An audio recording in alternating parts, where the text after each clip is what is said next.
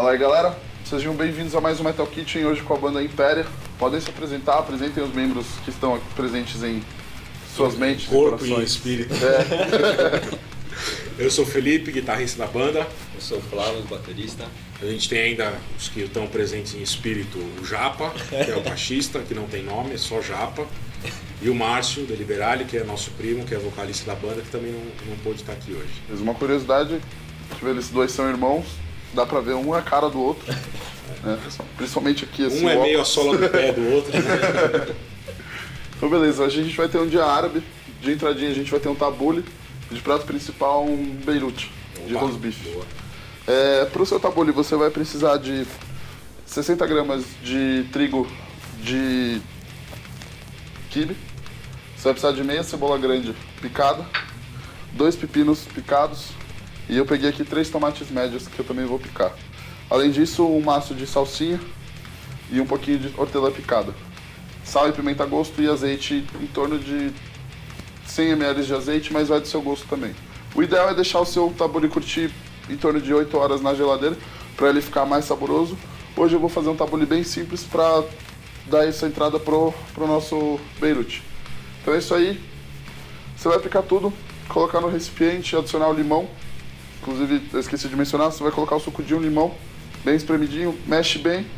Eu vou servir nesses potinhos acompanhado de um mini pão sírio. Então é isso aí.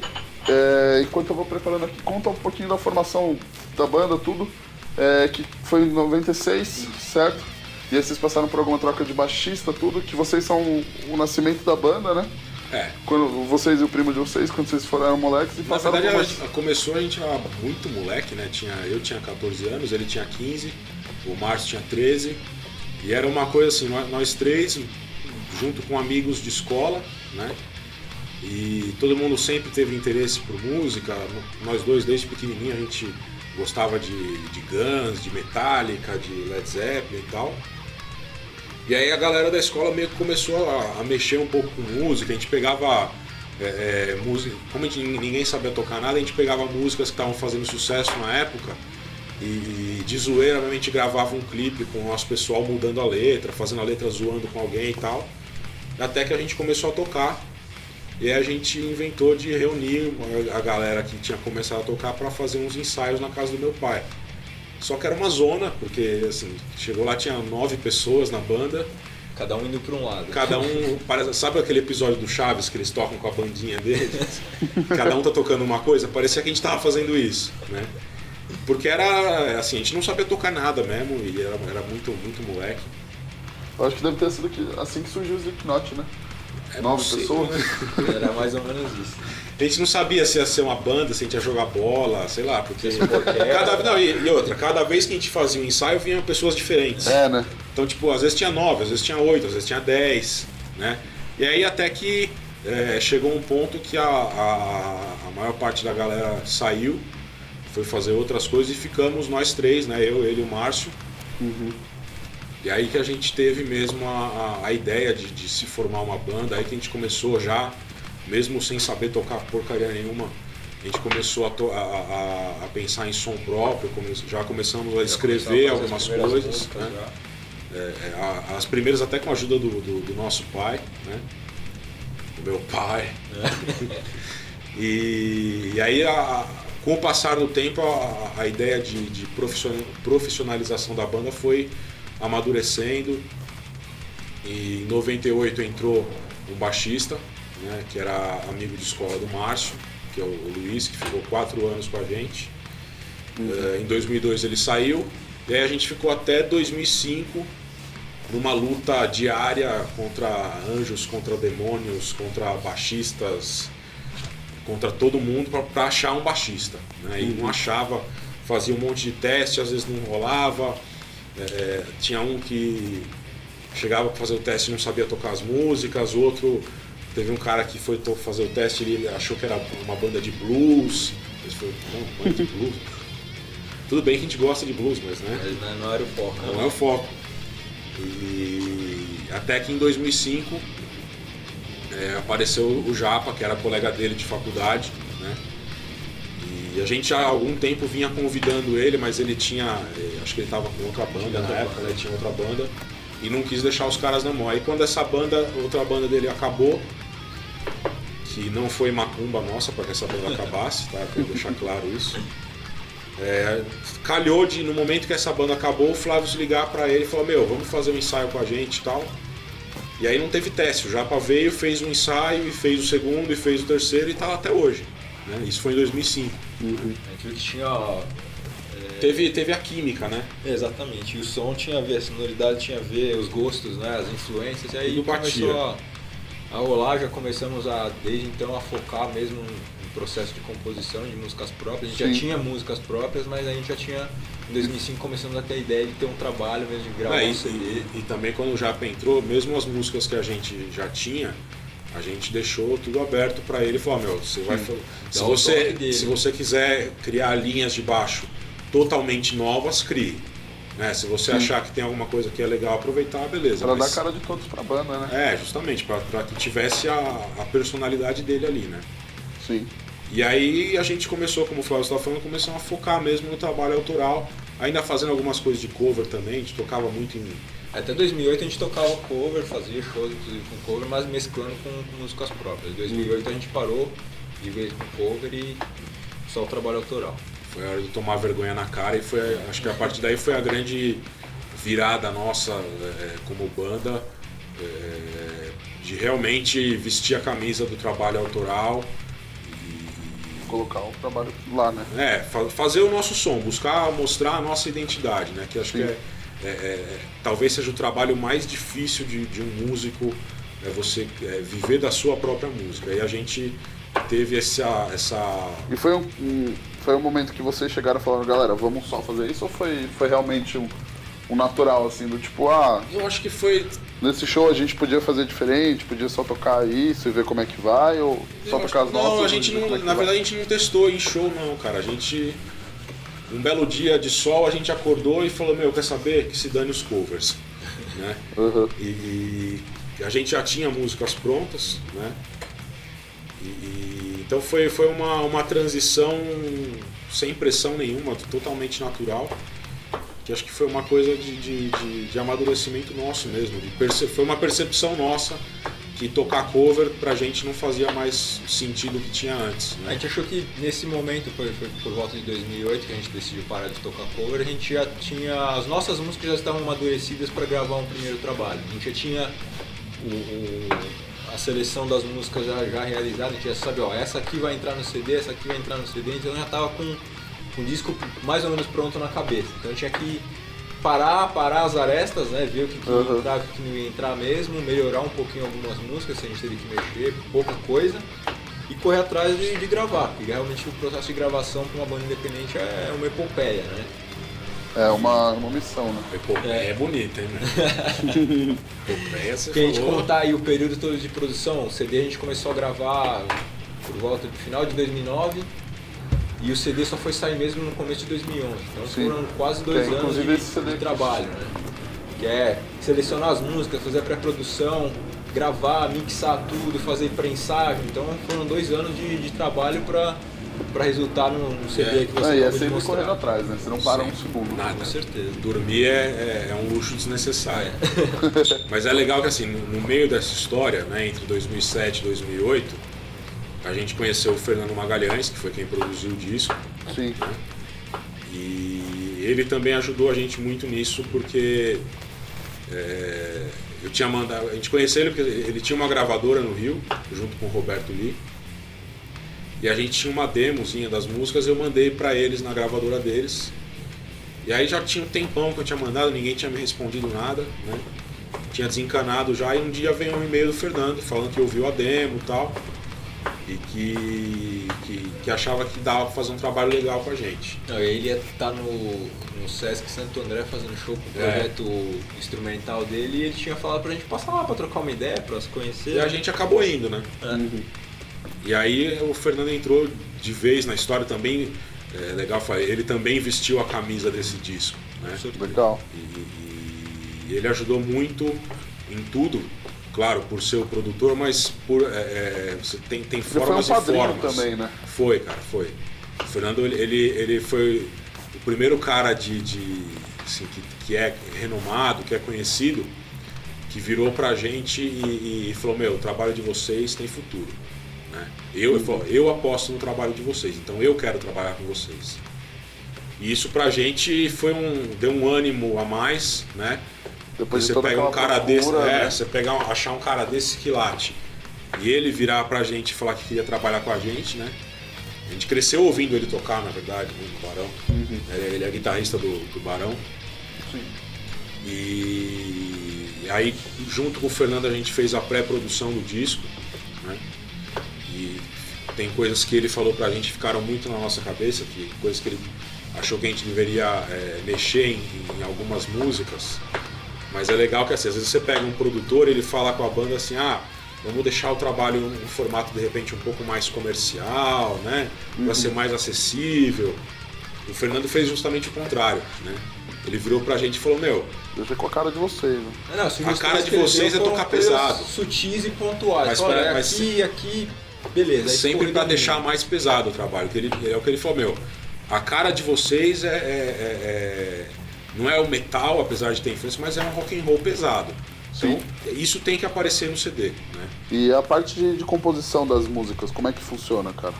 Cara, é uma viagem, uma loucura. Assim, o principal compositor é o Felipe, né? Normalmente é ele que chega com alguma ideia ou com algum riff, o Márcio também compõe, né? E eles são os que trazem mais ideias, o Felipe principalmente, a gente chega no estúdio aí todo mundo começa a participar, aí dá uma sugestão, outro dá uma sugestão, a gente vai desenvolvendo até chegar num formato que agrade todo mundo. É importante falar isso, que assim, às vezes isso é uma coisa que a gente está vendo hoje, que a gente está começando a compor para um segundo disco, né? O nosso processo de composição é totalmente livre, a gente não barra nada, né? A gente vai fazendo até ver o que saiu, né? E nesse primeiro trabalho é um disco conceitual, né? Que é uma coisa que a gente vê poucas bandas brasileiras fazendo um trabalho conceitual, mas foi conceitual por acaso. A gente não tinha ideia de que seria vamos contar uma história, não, a gente num determinado se encaixavam, as letras se encaixavam, as sonoridades se encaixavam e as músicas que a gente fez depois que completaram também entrou no esquema. Falei, pô, é uma história, né? Chegou um determinado momento que a gente percebeu que, exatamente como ele falou, que as músicas se encaixavam e aí a gente viu, peraí, se você botar essa música uma na sequência da outra, isso é uma história, né? E acabou virando. Aí, quando a gente percebeu isso, a gente lapidou alguma coisa para deixar melhor a história. E aí a gente percebeu que era a história era um paralelo da evolução de um personagem com a evolução de uma civilização, né? Começando pelos momentos mais difíceis aí, de onde ele não tem autoconhecimento, não tem nada, só problema, só zoeira, né? Até o momento em que ele tem mais consciência do potencial dele, mas foi por acaso. É também o amadurecimento dele, né? Então. Exatamente. E o CD tá com quantas músicas? 10. Entendi. E além dessas 10, você já tem outras músicas que não entraram no CD, certo? Tem músicas que a gente tinha antes do mas disco. Mas não se encaixavam nesse conceito, esse conceito conceitual do CD. Não entravam na história, né? Não batiam com a história. Então essas são só as músicas de trabalho, de show mesmo, ou vocês pretendem colocá-las em algum álbum? Cara, a gente não mexeu mais com essas músicas. Hoje que a gente está compondo de novo, a gente não tem voltado nelas. Pode ser um lado B daqui a alguns anos, de repente. Mas como eu te falei, como o nosso processo de composição é totalmente livre... Se um dia alguém aparecer com a ideia... Se um dia alguém aparecer a ideia, vai rolar. Entendi. Mas não a gente não tem nenhum planejamento de composição assim. Sabe, quero que essa música soe mais pesada, ou mais rock, ou mais metal. Não, a gente vai fazendo, né? Legal.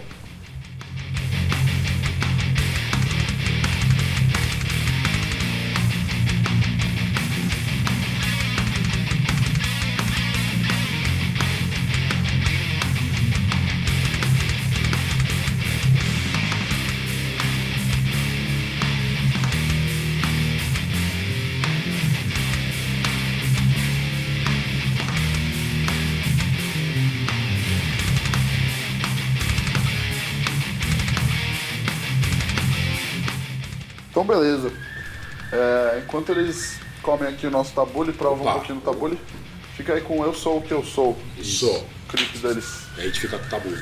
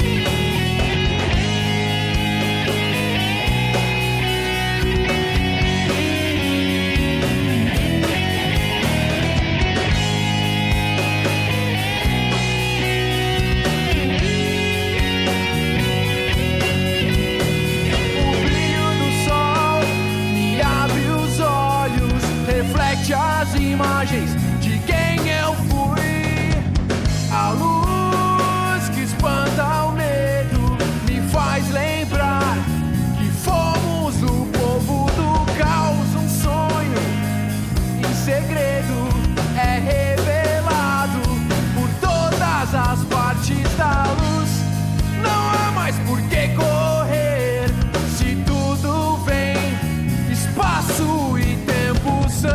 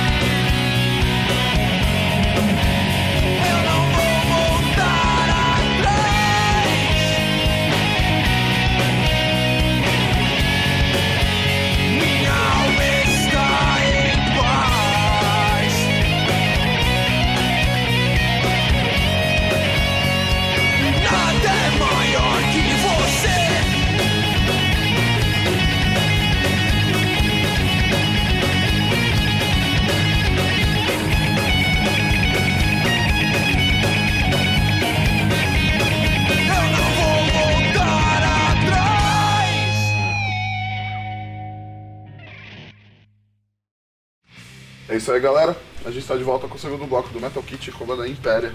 Então é isso aí. Agora a gente vai pro Beirute enquanto a gente bate um papo sobre as influências de cada um. Como é que vocês começaram a tocar mesmo e até onde vem essas influências hoje em dia. Então podem começar assim que eu explicar pro pessoal de casa. Como é que eu vou fazer, pessoal?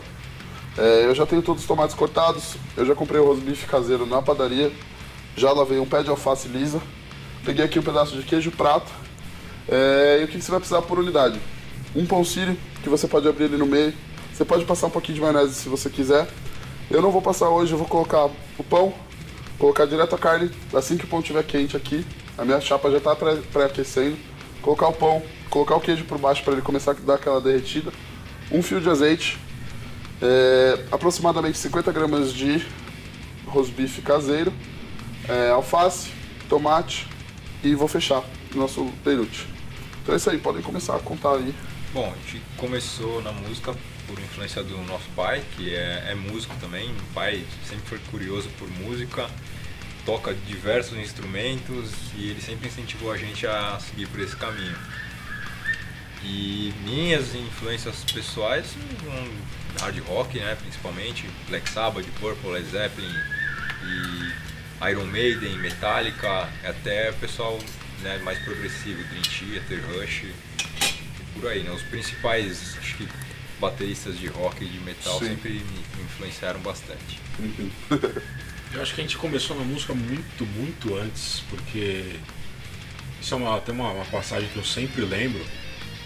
Quando a gente era muito pequeno, assim, tipo, tinha 6, 7 anos, e a gente morava em Santos na época, né? A gente estava ouvindo rádio em casa, um dia começou a mexer, passar por todas as rádios, ver o que estava tocando.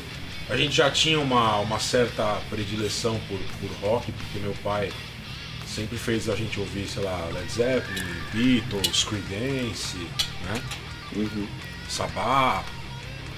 E aí um dia a gente tava passando as rádios lá e aí chegou uma rádio lá que era a Rádio Cultura FM de Santos e tava tocando o Sweet Child O' Mine do Guns. A gente parou o rádio lá, ficou um olhando pra cara do outro assim, falou, nossa, Que isso, que animal, não sei o quê. E aí acabou de tocar essa música, tocou The Unforgiven do Metallica. Nossa! E os dois molequinhos lá de 6, 7 anos, era isso que tocava no rádio, tá? E a gente, molequinho, ficou um olhando pra cara do outro assim, os dois meio paralisados, né?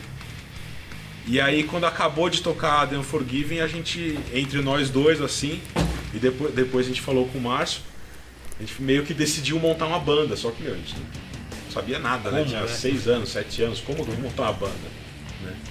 Mas essa ideia, e aí também, como ele falou, por influência do nosso pai, a ideia de ter uma banda sempre foi presente, né? Todo Natal, tipo, o que você quer ganhar de Natal? Eu quero uma guitarra e uma bateria. Sabe? Era sempre a mesma coisa. Um disco ou alguma coisa. Meu pai pede um helicóptero até hoje. Ah, é? Cara, meu pai chegou a dar de presente de Dia das Crianças pra gente, não sei se em 92, 93, sei lá quando, o Pornografite do Extreme. Que é uma puta banda que infelizmente fica conhecida só, pelo menos aqui no Brasil, só pela Modern Words, mas é muito mais do que isso, né? Inclusive a maioria dos sons não tem nada a ver com Modern Words. Essas influências iniciais, tipo Guns, Metallica, Led Zeppelin, isso eu acho que mesmo se a gente parar de ouvir hoje é uma coisa que sempre vai perseguir a gente, né? Já tá tão, sabe, a gente chega uma hora que você já conhece tanto a obra daquele artista que aquilo Já lá tá em você, né? faz parte da sua vida, não, sabe? Você conhecer músicas do Metallica, prestar atenção em letras do Metallica. Isso até pra mim, que hoje em dia não sou músico, cara, eu canto várias músicas do Metallica, e você começa a ouvir aquilo, faz parte da sua formação como pessoa. Então, sabe, você ouviu pra mim, por exemplo, o Dio, né? Apesar de eu ser guitarrista, é uma das minhas maiores influências. É como se eu estivesse ouvindo um conselho de um tio mais velho, sabe? Porque tem, a gente estava falando, né, agora há pouco, hoje em dia você tem artistas que não tem conteúdo, né?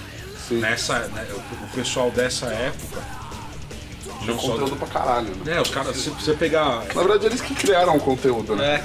Você pegar o próprio Metallica, assim, Muitos coisa deles que até eu- morreram e hoje ainda são assuntos assim, mais Uma do coisa que eu me lembro presente. muito, no passado, quando a gente teve aquela onda de protestos no Brasil, que eu achei justíssimos, né? Mas eu lembro que num dos primeiros dias em que teve movimento na rua, o Metallica postou no Instagram oficial do Metallica, sem fazer referência nenhuma ao Brasil, mas eles postaram a imagem do Injustice for All com a letra da música. Nossa, Assim, os caras estão ligados no que está acontecendo. sim. Né? Os caras prestam atenção. Esse tipo de coisa não é coincidência. Né? Então, assim, esses caras fazem parte da nossa. É mais do que uma influência musical, é a nossa formação como pessoa. Né? E aí, você indo para a parte mais musical mesmo, hoje muito. Apesar de não aparecer tanto acho, nas nossas músicas, né? Mas a grande influência em comum dos 4 integrantes é o Dream Theater. Né? Entendi. Tanto que nos últimos 4 shows deles no Brasil, nós fomos juntos nos 4. Né? Que legal. Os 5 shows a gente foi em 4. 5 concertos. E o Japa foi no primeiro, no Aramaçã em 97, por aí, sei lá. Foi o único que foi em todos.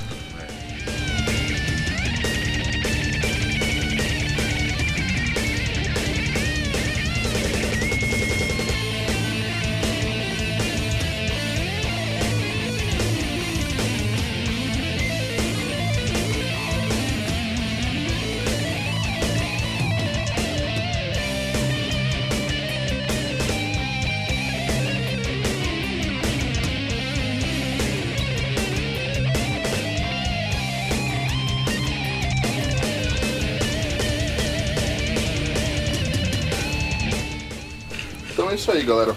Eu queria agradecer a presença de vocês. Isso, a gente que Mais uma vez dar agradece. parabéns. Agradecer pelo CDzinho. Sensacional. A gente que Então, a agradece. porta tá aberta. Vamos conversando. Quero agradecer ter interesse pelo nosso trabalho, a oportunidade. Realmente foi muito legal Beleza. participar do programa. Vida longa. ao Obrigado. programa. Antes da gente encerrar, fala ali pra câmera site, página do Facebook, onde adquirir CD. Tudo. www.bandaimperia.com, Facebook, facebook.com/bandaimperia, Twitter, @bandaimperia. Nesses canais você consegue ter contato com a gente, consegue adquirir CD, consegue até descobrir como faz para baixar o CD de graça, se você quiser. Se você quiser pagar um pouquinho pra gente, que a gente precisa, o CD tá à venda no iTunes, tá à venda em tudo que é no Terra, no UOL, Todas as lojas virtuais. um monte de loja virtual. É só dar uma busca lá, Banda Impéria em dias assim. Beleza? É isso aí. Valeu. Espero que vocês aí de casa tenham gostado. Essa foi a Banda Império e mais um Metal Kit. Até a próxima. Vamos comer.